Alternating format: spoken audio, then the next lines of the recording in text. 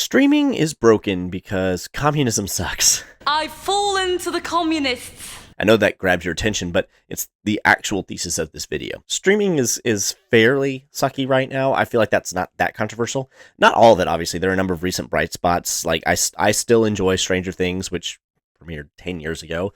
Then there's Reacher, which premiered 5 years ago. I have to admit that I didn't see this coming. I thought, because it started out so strong, that streaming would lead to studios trying more risky projects, and we'd eventually hit a point of more quality TV series and movies. Instead, what we've gotten is exactly what we had before. A handful of really good shows surrounded by a sea of shows that you honestly don't know who watches them. But things feel a lot worse because there are a lot more bad shows than there used to be. And even with the good ones, it takes forever to get the next season. So, what happened? In the early days of Netflix, they were actually pretty smart about this. Most people thought that streaming was a weird novelty that wouldn't catch on, so at Netflix request, they loaned out their content and movies without really thinking, and except for just, hey, they're paying us for it. But Netflix, they actually knew that they were onto something, and they also knew that it was only a matter of time before other studios caught on to streaming and took their movies and series away. So Netflix's clock on actually having content was ticking. They needed to get their own content the other studios couldn't take away, and they needed it ASAP. But it couldn't just be content. That's not enough to keep people around. It had to be good stuff. So they went shopping for things that might be enough for people to stick with Netflix should the other studios pull their content. There were some issues even then that are still a problem to this day. For example, Netflix has made very few good movies. They've had a number of fantastic series, but movies, not so much. But Netflix did start off pretty strong in TV series, and they had a lot of hits. And the reason for that is they were hungry. They needed a reason for people to keep their subscriptions when the other studios became their competitor instead of their partner. Their very survival depended on the quality of their series. Then came that transition they were expecting. Other studios started their own streaming services, and very few canceled their Netflix subscriptions because of it. Netflix and most streaming services have become like that magazine subscription your grandma is still getting even though she died 15 years ago. And that means constant income. There is no, this series needs to make its money back. This is the part that I thought would lead to riskier shows. If it doesn't matter if a show is popular, leading to advertising revenue, you don't have to worry about it having a slow start or a small audience. And I thought that that would be great, but I neglected to see it for what it was, a socialist system. In the beginning, Netflix had immediate feedback. They're adding these shows, more people are subscribing, people like the shows.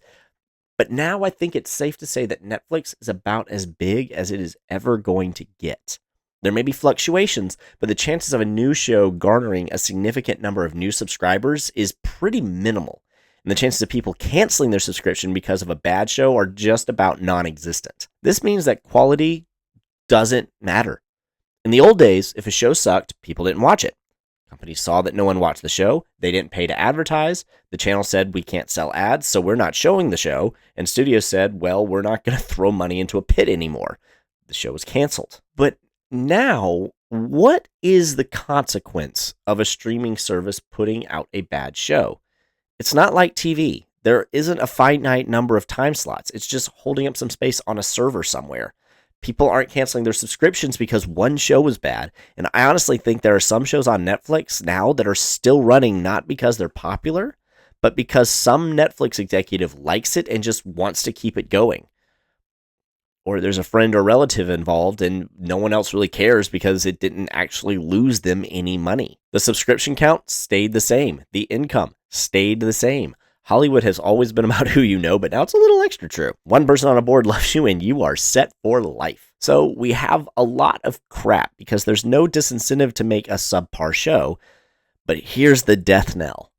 There's also no incentive to make a good one. During the last writer's strike, one of the things the writers wanted was for streaming services to actually release their numbers so studios couldn't lie about how popular or unpopular a show was during contract negotiations. But here's the thing that no one acknowledged during that strike. So what if a show is popular?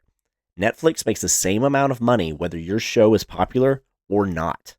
Back in the TV days, advertisers paid to show their commercials during specific shows. And the more popular a show, the more they had to pay. This meant that the showrunner, the writers, the actors, and the crew, they could all say, hey, when we started, all of our salaries combined to $1 million an episode, and you were making $3 million an episode. Well, now you're making 10, so we would like to be paid 4.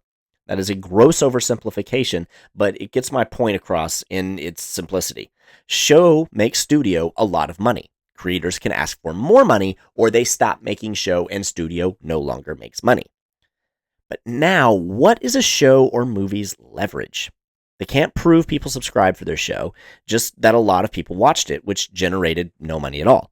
In fact, servers actually cost more the more people watch. So if the numbers don't equal more money for either you or the streamer, what's your incentive to work cheaply, efficiently, or even well? You may as well just take as much as the studio is willing to give you, and they can give you whatever they think is worth it because it doesn't matter. I guess there's the incentive that people will see that you do good work and want to hire you again, but the show's popularity doesn't affect your or the studio's bank account in any way. So if the reward is the same for a good, bad, or mediocre show, why go through the trouble of striving for excellence? Even if you're really serious about your craft, filmmaking is such a collaborative medium that it's almost impossible to have a large production where everyone is doing it for the sake of a job well done. That's one of the reasons why Lord of the Rings will never be equaled. And just one person really into it won't make that much of a difference. There are not many times that I've seen an actor have more fun than Ben Barnes did in Shadow and Bone. But the show was still pretty mediocre. One man can only do so much. And ultimately, that's one of the flaws of the mechanics of communism. If there's no punishment for failure and no reward for success, people eventually just settle into minimal effort because what's the point? So how do we fix this? Honestly, commercials. People react with vitriol every time a streamer says they might possibly someday in the future add ads. That's fun to say. But it will probably result in better shows and more often. Hulu has had ads as part of their service since the beginning. And they're the only ones that have shows release new seasons regularly because their popular shows make them money and they would like for that to continue. HBO showed no ads and relied on their cut of the cable/satellite subscriptions, and their first big show, The Sopranos, was known for having delayed seasons. Also on this note, streamers, just please stop charging us to show us ads. YouTube has this thoroughly cracked. You show us ads, and we pay for the ads to go away. It's extortion, but we've learned to accept it. Right now, you're charging us money to make money off of us, and that takes us off a little bit. We were okay with cable doing it because we're paying for the people that ran the infrastructure to give us access to the channels. We weren't paying the actual studios themselves for the channels. I'm a cheapskate and I grew up in the 90s, though, so I'd honestly be okay with more commercials for free streaming. And you know what they could also do with those ad segments?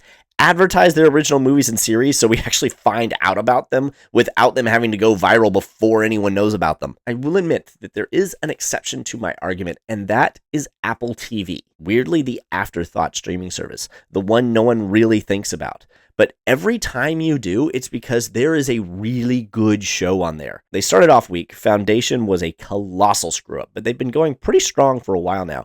People really seem to enjoy Monarch. Murderbot is fantastic. Shrinking is really popular. Ted Lasso was the most popular comedy in the world while it was on. Severance is considered the best show on TV. I haven't seen it because I'm waiting to hear if it sticks to the landing.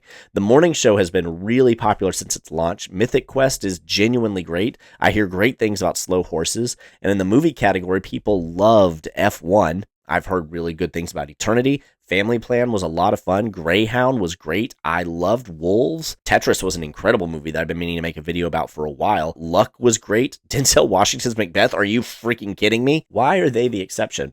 I think that Apple TV is an afterthought to Apple as well. They put out very little content per year because they're Apple. They don't need money from streaming, so they don't greenlight just to greenlight to have more. Instead, they greenlight what they just really want to make. Someone on the production or the studio itself just wants that series or movie, and they get Apple on board, and Apple says, yeah, this is worth it. Let's make it good. And that's actually why I'm kind of a little excited about the deal that they got with Sanderson. The person who insisted on that deal probably really wants to see Sanderson's book turned into a series.